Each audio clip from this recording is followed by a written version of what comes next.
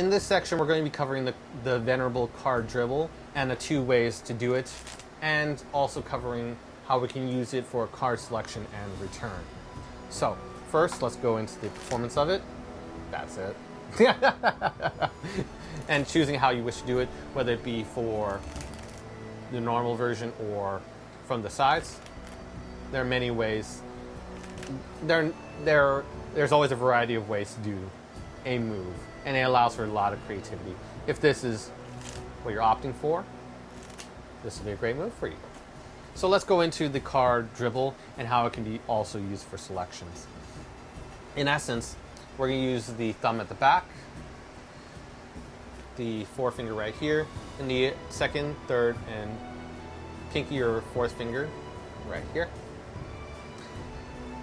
And what we're going to do is we're going to imagine riffling with your thumb at the back of the deck. That's what we're going to imagine at the beginning, just like riffling like it's a book. So we're just going to imagine it's like a book. So we've got the forefinger right here, just curled. Fingers here, thumb at the back. Hopefully I'm covering it perfectly. There we go. So we're going to imagine we're like riffling a book. And we're also going to do the same, if we can imagine it, for the front. Now, when we do that, you get this. If we're doing from the thumb from the back, and from the front, it's a little bit harder, but you can get something like that. Now, when we combine both of the ideas together, riffling from the back, riffling from the front, and if we can time it and practice and play with it, we can get this. Now, mind you, I'm doing a sloppier version to show what it'll look like in the beginning.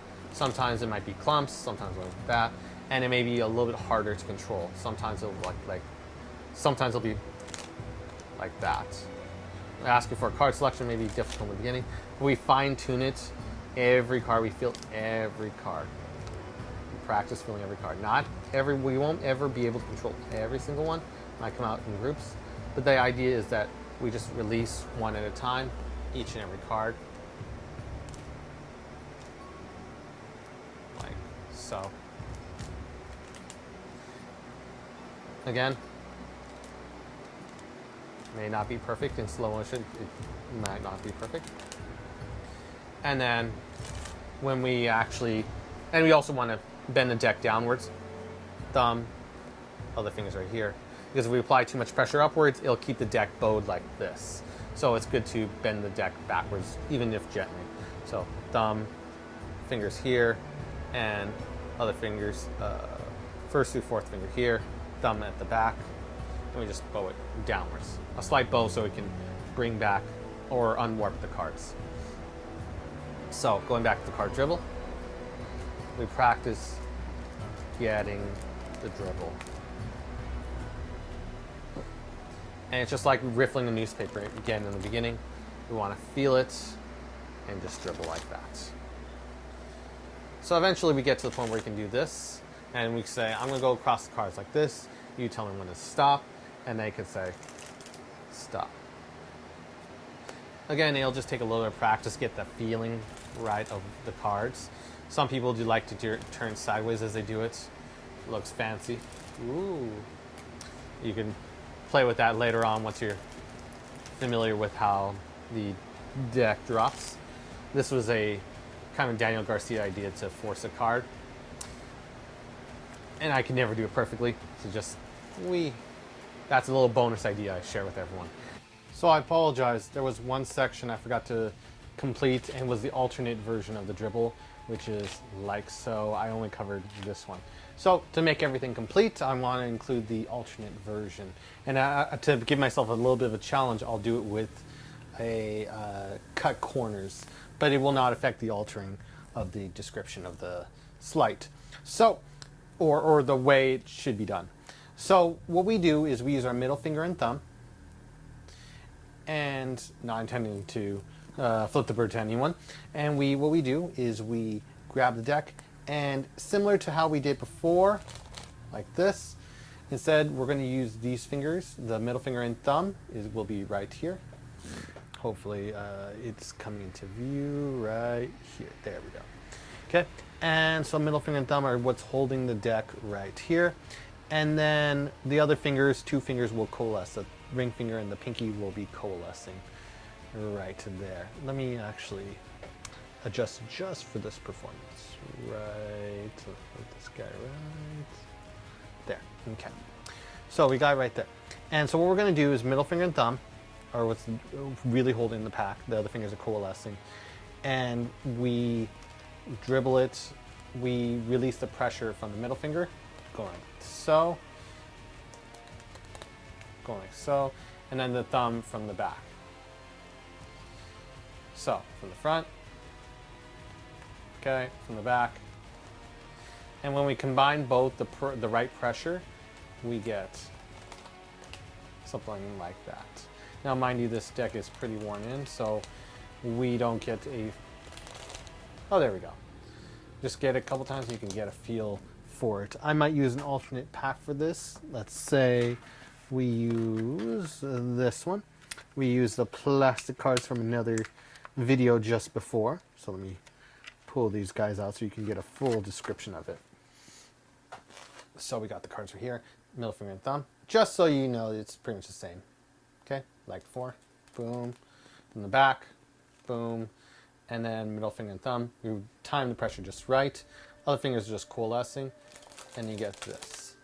I put great emphasis into finding the right way it works for you, because my mentor, Sean, who had originally taught me, tends to do it from the angle, the corners, his dribbles from the corners, something I observed, while I do it from the normal angle. So, to each their own, and I want to give a variety of options to everyone, and just being able to get that nice dribble when you do a card selection. And eventually in the next section we'll cover how to control it as well, so you can be able to get set up for some really awesome revelations. Now, in the context of having a card selected, we can do it on the table, one-handed, and we can have the spectator tell us when to stop, and they can have the card selected there.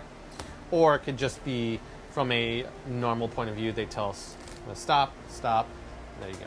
And first we want to, again, for this card selection, we first want to tell them, I'm going to go across the cards like this, you tell me when to stop. So we demonstrate the first time, and then they're ready, and then we do it, they say stop, and then there's a card selection. In this case, it's a 10 of diamonds. Now, we also will focus on the card return. We go like this, they tell us when to stop, and then we can have the card shown. And you can also, bonus idea I should mention, you could also, so 10 diamonds right there. We can also peek if you're interested in doing peeks work or having a card controlled. I'll give this bonus idea as you thought. So as we dribble, we can have the card selected return. We never seen it, so I would imagine I never saw it. And as they're seeing it, you can casually peek this bottom card. This is a key card idea, a little bonus idea that I will not include the other sections, but I just thought it was fun to include. You can actually show this, sorry, you don't show this, what am I saying? I'm only showing this for audience purposes. That's the correct version. So after we've shown this card, whether we control it to, or we don't even have to control it in this case, whether it goes above or below, we would just casually peek the top card, just casually. We don't want to be staring at it like this, but just casually turning. I can see the 5 of clubs right here very clearly. And after you've shown the card to them, I've peeked the 5 of clubs very casually. I can drop the deck on top very fairly. I can even do a dribble, showing no breaks, nothing of that nature. And you could say the card's lost inside the pack. We're doing that spread from another video, that table spread we've covered in a previous video. We do a table spread. We can show all the different cards. And by noticing the 5, in this case, the card I peeked 5 of clubs, the card below it was a 10 diamonds. That was, in this case, the selection. Now, that's a way to use a key card to be able to control a card. And then you could, after citing the card, you could hand the cards out to be shuffled, and you know what the card is. You already know how to find it. You could go on through, do some mentalism, like try to mind read their card however you wish, and then show the 10 diamonds. So that's a bonus idea, being with the dribble over other selections. So, one final thing, lets me actually bring up 10 diamonds, just for the sake of our example. 10 diamonds, here you are. Okay.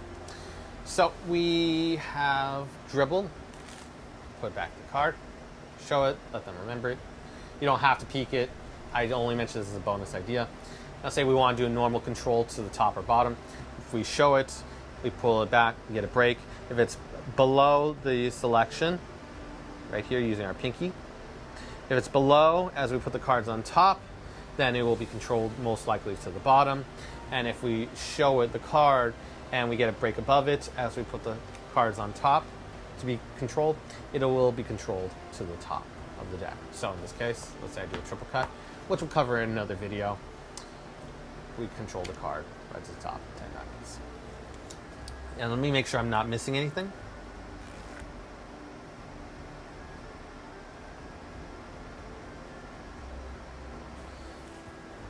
And that will be it for this video. Hope everyone enjoyed it, and hope to speak with you soon in the next video.